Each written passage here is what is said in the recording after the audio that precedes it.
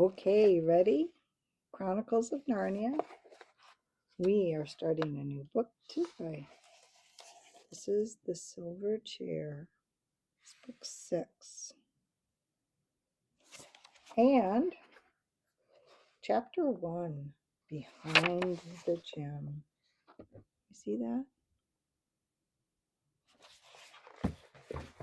Okay, chapter 1, Behind the Gem. It was a dull autumn day, and Jill Pole was crying behind the gym. She was crying because they had been bullying her. This is not going to be a school story, so I shall say as little as possible about Jill's school, which is not a pleasant subject. It was coeducational, a school for both boys and girls, what used to be called a mixed school. Some said it was not nearly so mixed as the minds of the people who ran it. These people had the idea that boys and girls should be allowed to do what they liked. And unfortunately, what 10 or 15 of the biggest boys and girls liked best was bullying the others. All sorts of things, horrid things, went on which at an ordinary school would have been found out and stopped in half of the term. But at this school, they weren't. Or even if they were, the people who did them were not expelled or punished. The head said that they were interesting psychological cases and sent for them and talked to them for hours. And if you knew the right things to say to the head, the main result was that you became rather a favorite than otherwise. That was why Jill Pole was crying on that dull autumn day on the damp little path which runs between the back of the gym and the shrubbery. And she hadn't nearly finished her cry when a boy came around the corner of the gym whistling with his hands in his pockets. He nearly ran into her. "Can't you look where you're going?" said Jill Pole. "All right," said the boy. "You needn't start." And then he noticed her face. "I say, Pole," he said, "what's up?" Jill only made faces, the sort you make when you're trying to say something but find that if you speak, you're going to start crying again. "It's them, I suppose, as usual," said the boy grimly, digging his hands further into his pockets. Jill nodded. There was no need for her to say anything, even if she could have said it. They both knew. "Now look here," said the boy, "there's no good at us all." He meant well, but he did talk rather like someone beginning a lecture. Jill suddenly flew into a temper, which is quite a likely thing to happen if you've been interrupted in a cry. "Oh, go away and mind your own business," she said. "Nobody asked you to come barging in, did they? And you're a nice person to start telling us what we ought to do, aren't you? I suppose you mean we ought to spend all our time sucking up to them and currying favor and dancing attendance on them like you do." "Oh, Lor," said the boy, sitting down on the grassy bank at the edge of the shrubbery and very quickly getting up again because the grass was soaking wet. His name, unfortunately, was Eustace Scrubb, but he wasn't a bad sort. "Pole," he said, "is that fair? Have I been doing anything of the sort this term? Didn't I stand up to Carter about the rabbit? And didn't I keep the secret about the Spivens under torture, too? And didn't I—" "I don't know and I don't care," sobbed Jill. Scrub saw that she wasn't quite herself yet and very sensibly offered her a peppermint. He had one, too. Presently, Jill began to see things in a clear light. "I'm sorry, Scrub," she said presently. "I wasn't fair. You've done all that this term." "Then wash out last term if you can," said Eustace. "I was a different chap then, I was. Gosh, what a little tick I was." "Well, honestly, you were," said Jill. "You think there's been a change, then?" said Eustace. "It's not only me," said Jill. "Everyone's been saying so. They've noticed it. Eleanor Blackiston heard Adela Pennyfeather talking about it in our changing room yesterday. She said Someone's got a hold of that scrub kid. He's quite unmanageable this term. We shall have to attend to him next." Eustace gave a shudder. Everyone at Experiment House knew what it was like being attended to by them. Both children were quiet for a moment. The drops dripped off the laurel leaves. "Well, why are you so different last term?" said Jill presently. "A lot of queer things happened to me in the halls," said Eustace mysteriously. "What sort of things?" asked Jill. Eustace didn't say anything for quite a long time. Then he said, "Look here, Paul, you and I hate this place about as much as anybody can hate anything, don't we?" "I know I do," said Jill. "Then I really think I can trust you." "Damn good of you," said Jill. "Yes, but this is a really terrific secret, Paul. I say, are you good at believing things? I mean, things that everyone here would laugh at?" "I never had the chance," said Jill, "but I think I would be. Can you believe me if I said I've been right out of this world, outside this world, last halls?" "I wouldn't know what you meant." "Well, don't let's bother about worlds then. Suppose I told you I'd been in a place where animals can talk, and where there are enchantments and dragons, and, well, all sorts of things you have in fairy tales." Scrub felt terribly awkward as he said this and got red in the face. "How did you get there?" said Jill. She also felt curiously shy. "The only way you can, by magic," said Eustace, almost in a whisper. "I was with two cousins of mine. We were just whisked away. They've been there before." Now that they were talking in whispers, Jill somehow felt it easier to believe. Then, suddenly, a horrible suspicion came over her, and she said, so fiercely that for a moment she looked like a tigress, "If I find you've been pulling my leg, I'll never talk to you again. Never, never, never." "I'm not," said Eustace. "I swear I'm not. I swear by everything." "When I was at school, one would have said, 'I swear by the Bible.' But Bibles were not encouraged at the Experiment House." "All right," said Jill. "I'll believe you." "And tell nobody? What do you take me for?" They were very excited as they said this. But when they had said it, and Jill looked around and saw the dull autumn sky, and heard the drip off the leaves, and thought of all the hopelessness of the Experiment House, it was a 13-week term, and there were still 11 weeks to go. She said, "But after all, what's the good? We're not there, we're here, and we jolly well can't get there. Or can we?" "That's what I've been wondering," said Eustace.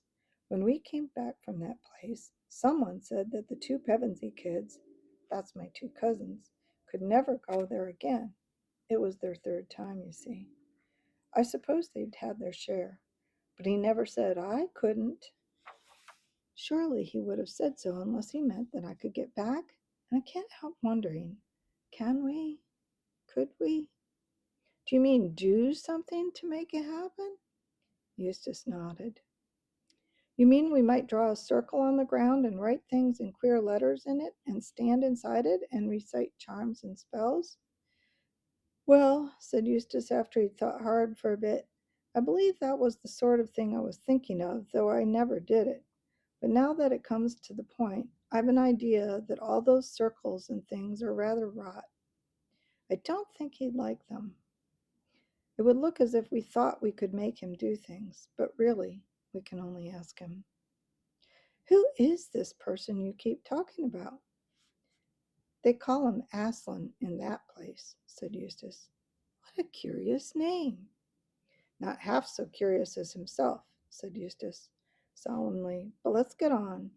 It can't do any harm just asking. Let's stand side by side like this, and we'll hold out our hands in front of us with palms down like they did in Ramandoo's Island." "Whose island?" "I'll tell you about that another time. And he might like us for us to face the east.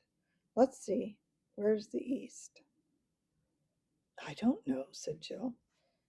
It's an extraordinary thing about girls that they never know the points of the compass, said Eustace.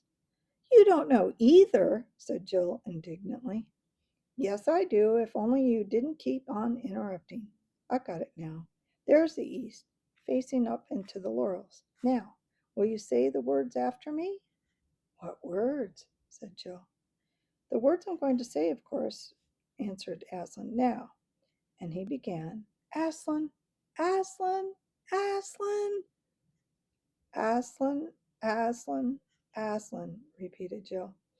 Please let us go into.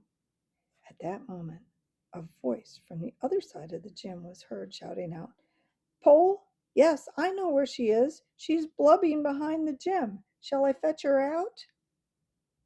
Jill and Eustace gave one glance at each other, dived under the laurels, and began scrambling up the steep, earthy slope of the shrubbery at a speed which did them credit.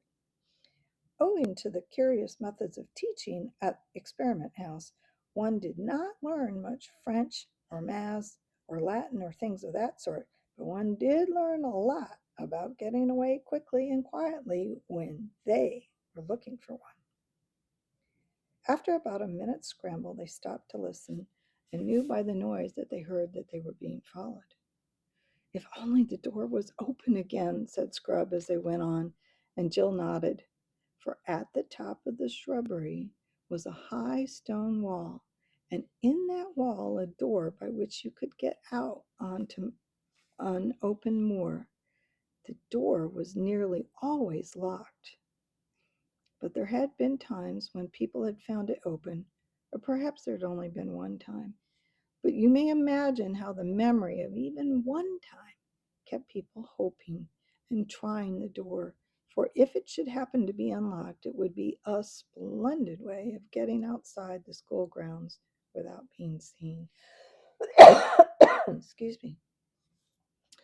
Jill and Eustace, now both very hot and very grubby from going along bent almost double under the laurels, panted up the wall, and there was the door, shut as usual. It's sure to be no good, said Eustace with his hand on the handle, and then, oh, by gum! For the handle turned and the door opened. A moment before, both of them had meant to go through that doorway in double quick time, if by any chance the door was not locked. But when the door actually opened, they both stood stock still, for what they saw was quite different than what they had expected. They had expected to see the gray, heathery slope of the moor going up and up to join the dull autumn sky. Instead, a blaze of sunshine met them. It poured through the doorway as the light of a June day pours into a garage when you open the door. It made the drops of water on the grass glitter like beads and showed up the dirtiness of Jill's tear-stained face. And the sunlight was coming from what certainly did look like a different world, what they could see of it. They saw smooth turf, smoother and brighter than Jill had ever seen before, and blue sky, and darting to and fro things so bright that they almost might have been jewels or huge butterflies. Though she had been longing for something like this, Jill felt frightened. She looked at Scrub's face and saw that he was frightened too. Come on, Pole, he said in a breathless voice. Can we get back? Is it safe? Asked Jill. At that moment, a voice shouted from behind, a mean, spiteful little voice. Come then, Pole, it squeaked. Everyone knows you're there. Down you come. It was the voice of Edith Jekyll, not one of them herself, but one of their hangers-on and tale-bearers. Quit, said Scrub. Here, hold hands. We mustn't get separated. And before she quite knew what was happening, he had grabbed her hand and pulled her through the door, out of the school grounds, out of England, out of our whole world into that place. The sound of Edith Jekyll's voice stopped as suddenly as the voice on a radio when it was switched off. Instantly there was a quite different sound all about them. It came from those bright things overhead, which now turned out to be birds. They were making a riotous noise, but it was much more like music, rather advanced music when you don't quite take in at first hearing, than bird songs ever are in our world. Yet, in spite of all the singing, there was sort of a background of immense silence. That silence, combined with the freshness of the air, made Jill think that they must be on the top of a very high mountain. Scrub held her by the hand, and they were walking forward, staring about them on every side. Jill saw that the huge trees, rather like cedars but bigger, grew in every direction. But as they did not grow close together, and as there was no undergrowth, this did not prevent one from seeing a long way into the forest, left and right. And as far as Jill's eye could reach, it was all the same: level turf, darting birds with yellow or dragonfly blue or rainbow plumage, blue shadows, and emptiness. There was not a breath of wind in that cool, bright air. It was a very lonely forest. Right ahead there were no trees, only blue sky. They went straight on without speaking till Jill heard Scrub say, "Look out!" and felt herself jerked back. They were at the edge of a cliff. Jill was one of those lucky people who have a good head for heights. She didn't mind in the least standing on the edge of a precipice. She was rather annoyed with Scrub for pulling her back. "Just as if I were a kid," she said, and she wrenched her hand out of his. When she saw how very white he had turned, she despised him. "What's the matter?" she said, and to show that she was not afraid, she stood very near the edge indeed. In fact, a good deal nearer than even she liked. Then she looked down. She now realized that Scrub had some excuse for looking white, for no cliff in our world is to be compared with this. Imagine yourself at the top of the very highest cliff you know, and imagine yourself looking down to the very bottom, and then imagine that the precipice goes on below that as far again, 10 times as far, 20 times as far. And when you've looked down at all that distance, imagine little white things that might, at first glance, be mistaken for sheep. But presently you realize that they are clouds, not little breaths of mist, but the enormous white puffy clouds which are themselves as big as most mountains. And at last, in between those clouds, you get your first glance of the real bottom, so far away that you can't make out whether it's a field or wood or land or water, further below those clouds than you are above them. Jill stared at it. Then she thought that perhaps after all she would step back a foot or so from the ledge. But she didn't like to, for fear of what Scrub would think. Then she decided suddenly that she didn't care what he thought, and that she would jolly well get away from that horrible edge and never laugh at anyone for not liking heights again. But when she tried to move, she found she couldn't. Her legs seemed to have turned into putty. Everything was swimming before her eyes. "What are you doing, Pole? Come back, you blithering little idiot!" shouted Scrub, but his voice seemed to be coming from a long way off. She felt him grabbing at her, but by now she had no control over her arms and legs. There was a moment's struggling on the cliff's edge. Jill was too frightened and dizzy to know what she was doing, but two things she remembered as long as she lived. They often came back to her in dreams. One was that she had wrenched herself free of Scrub's clutches. The other was that, at that same moment, Eustace himself, with a terrified scream, had lost his balance and gone hurtling to the depths. Fortunately, she was given no time to think over what she had done. Some huge, brightly colored animal had rushed to the edge of the cliff. It was lying down, leaning over, and this was the odd thing: it was blowing. Not roaring or snorting, but just blowing from its wide open mouth, blowing out as steadily as a vacuum cleaner sucks in. Jill was lying so close to the creature that she could feel the breath vibrating steadily through its body. She was lying still because she couldn't get up. She was nearly fainting. Indeed, she wished she could really faint, but faints don't come for the asking. At last she saw, far away below her, a tiny black speck floating away from the cliff and slightly upwards. As it rose, it also got further away. By the time it was nearly on level with the cliff top, it was so far off that she lost sight of it. It was obviously moving away from them at a great speed. Jill couldn't help thinking that the creature at her side was blowing it away. So she turned and looked at the creature. It was a lion. There you go. End of chapter 1. Next time, chapter 2, Jill is given a task.